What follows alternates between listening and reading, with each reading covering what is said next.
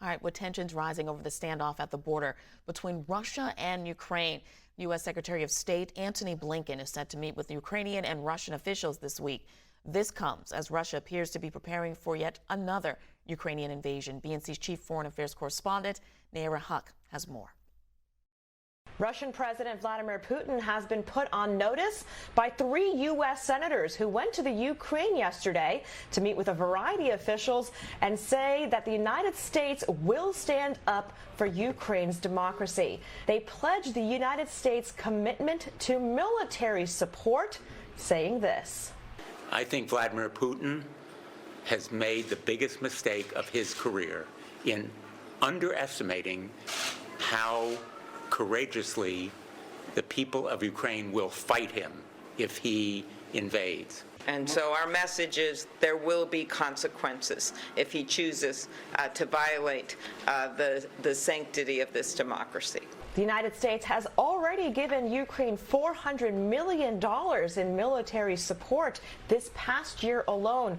This meeting comes on the heels of a week of failed negotiations between a variety of NATO diplomats, U.S. diplomats, and Russian leaders trying to figure out if there is a path forward to Russian aggression.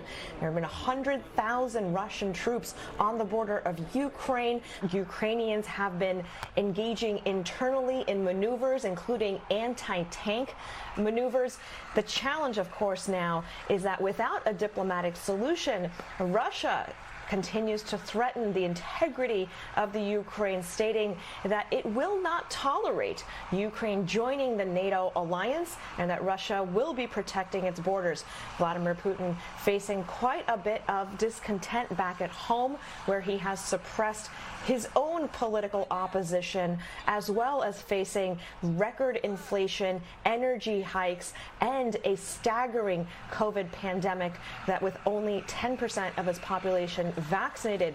So he may be looking to reignite war overseas. In 2014, he was facing similar problems, and that's when he took over the Crimean Peninsula, still maintaining a piece of the Ukraine as part of Russia territory right now. Given the same challenges he faces domestically, all eyes on Russia to see if Vladimir Putin will invade more parts of the Ukraine, bringing the United States into war in Europe. Reporting from Washington, D.C., I'm Nayyera Haq for BNC.